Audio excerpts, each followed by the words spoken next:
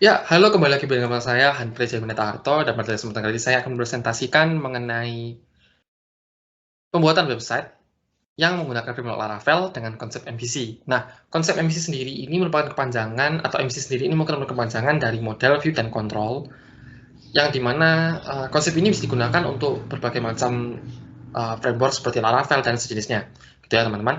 Nah, di sini ada halaman yang menampilkan untuk home, ya. Home ini adalah halaman yang akan tampil ketika pertama kali kita keluarkan atau kita jalankan websitenya. Jadi di sini ada extends untuk layout main, ya, di folder layout, kemudian nama filenya adalah main.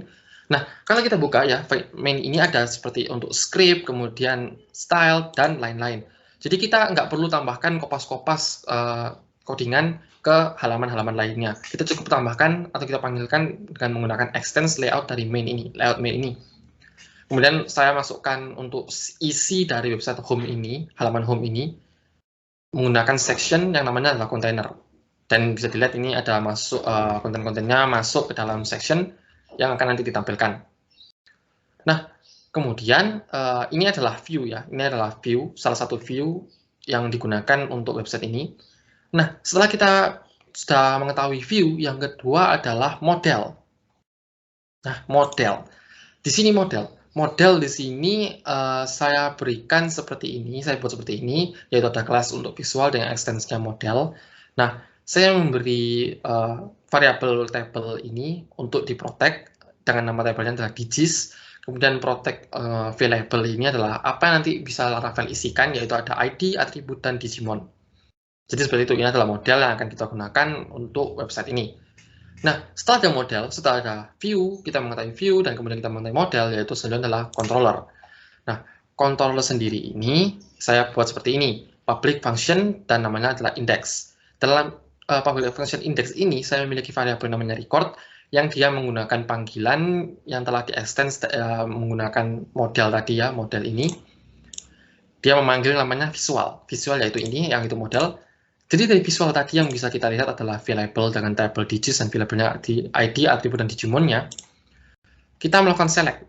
Apa yang kita select? Yang kita select adalah atributnya, kemudian Digimonnya kita hitung, dan kita buat atau jadikannya sebagai variabel baru dengan nama jumlah Digimon, dan kita kelompokkan berdasarkan atributnya. Jadi di sini kita mau ngapain sih? Di sini kita mau untuk mengambil datanya dari database, ya, dari database, yang dimana kolomnya ada ID, ada atribut, dan juga ada Digimon, gitu teman-teman.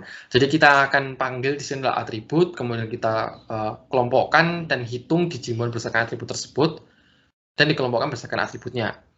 Kemudian saya buat array, yaitu dengan variabel data ini, yang isinya adalah atribut dan jumlah Digimon. Kemudian setelah kita dapatkan datanya, kita masukkan datanya ke dalam array tadi, gitu ya teman-teman.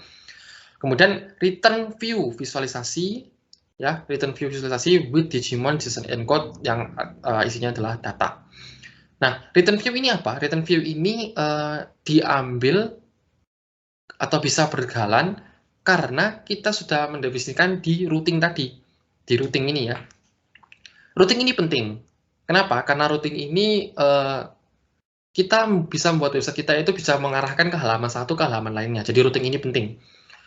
Nah, tadi kan kita lihat, kita tahu bahwa ya untuk halaman yang pertama kali kita lihat adalah halaman ini.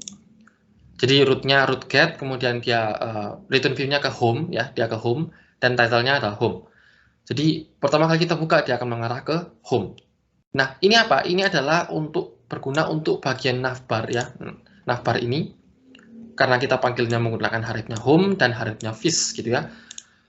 Nah, home ini agar kita bisa mencet tombol atau teks yang kita berikan di navbar tadi.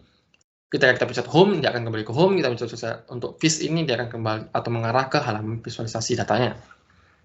Nah, setelah kita routingkan ya, kita routingkan khususnya yang contohnya seperti yang fish ini, dia mengambil visual control yang class-nya berdasarkan fungsinya yaitu index yang tadi sini ya, fungsi index-nya tadi ini. Nah, dia melakukan return ke visualisasi. Visualisasi itu apa? Yaitu kembali ke view-nya lagi.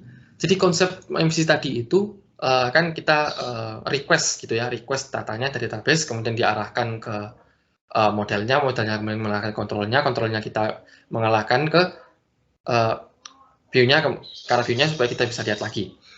Nah, untuk visualisasinya sendiri ini, ya, kita ada link, kemudian link-link untuk style, kemudian link untuk script, gitu ya.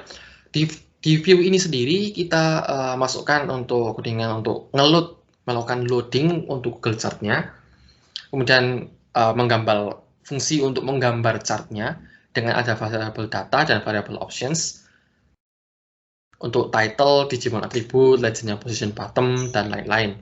Kemudian di sini kita panggil untuk chart ya, variabel chart untuk memanggil fungsi dari script tersebut. Kita gambarkan dalam bentuk kolom chart dan kita gambarkan dalam bentuk pie chart. Dengan ID-nya masing-masing adalah call chart div dan pie chart div. Kemudian kita gambarkan chartnya dengan data, yaitu diambil dari data yang ini dan diambil dengan options yang ini. Option ini adalah untuk tambahan ya, kita tambahan untuk optionnya, title-nya apa, legendnya di mana. Itu. Tentunya kita ingin menampilkannya dalam bentuk call chart dan juga column chart dan juga pie chart. Jadi di sini kita tadi kan kita masukkan dalam bentuk script, di sini kita tampilkan dalam bentuk HTML atau HTML. Kita panggil ID-nya yaitu call chart div dan pie chart div. Kita visualisasikan dan hasilnya menjadi seperti ini. Oh ya, sebelum kita run kan ya, nanti kalau ini di run kita pasti error karena kita belum panggil komen yang bisa membuat artisan ini untuk menjalankan dari codingan ini. Caranya adalah kita lakukan php artisan serve. Nah, dia akan run di IP 127.0.1 dengan portnya 8000, yaitu ini. Kita load lagi ya, supaya tidak terjadi kesalahan. Nah, ini adalah website, tampilan website telah saya buat untuk web visualisasi data, web untuk visualisasi menggunakan framework Laravel dengan konsep MVC tadi. Nah, di sini dataset yang digunakan merupakan dataset yang diambil dari website Kaggle, ya, merupakan website yang biasa digunakan dan sudah dikenal banyak orang untuk mengambil dataset-dataset untuk digunakan untuk diolah, dipelajari, dan lain-lain. Dataset ini menyediakan 3 file CSV, yaitu DigiDB Digimon List, DigiDB Move List, dan DigiDB Support List. Seperti yang kita tahu, seperti ini ya. Dari Kaggle ada Digimon DigiDB List, Digimon List, Move List, dan Support List. Nah, lalu dataset apa yang akan kita gunakan? Atau file CSV apa yang kita gunakan? Yaitu yang ini. Dataset yang kita gunakan adalah dataset DigiDB Digimon List.csv. Contoh data yang kita gunakan prosesnya adalah seperti ini. Ada Digimon dan atributnya. Itu teman-teman. Nah, karena kita tadi memanggil di bagian model yaitu seperti ini ya, kita panggil di bagian model tadi yaitu ada atribut dan Digimon, kita visualisasikan seperti ini. Nah, visualisasi data Digimon berdasarkan atributnya, column chart visualization dan pie chart visualization. Jadi ini apa? Jadi ini adalah tanya kita select di atribut ya, di model di bagian controller kita select untuk atributnya dan kita hitung Digimonnya. Yaitu seperti ini jadinya. Ada atribut Digimon yang memiliki atribut dark dengan barnya ini adalah jumlah Digimonnya. Jadi artinya apa? Di sini artinya adalah jumlah Digimon sebanyak 37 Digimon memiliki atribut dark. Jumlah Digimon 24 sebanyak 24 Digimon memiliki atribut earth dan seterusnya. Kemudian untuk pie chart visualization, Digimon atributnya ada, kita bisa lihat ya, ternyata yang paling besar itu adalah yang warna biru ini. Nah, warna birunya adalah atribut dark ya, atribut dark. Di sini adalah atribut dark memiliki 37 Digimon, jumlah Digimon yang memiliki atribut dark dengan persentase sebesar 14,9%. Dan untuk Digimon yang memiliki atribut earth sebanyak 24 Digimon dengan persentase sebanyak atau sebesar 9,6%. Seterusnya untuk atribut-atribut yang lainnya. Jadi begitu saja, saya pikir cukup untuk sekarang. Jika ada pertanyaan atau hal yang kurang dimengerti, silahkan tanyakan. Sekian dan terima kasih.